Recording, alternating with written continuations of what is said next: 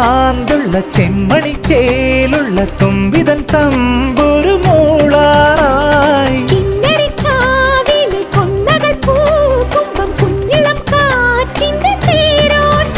ഇനി എന്നെന്നും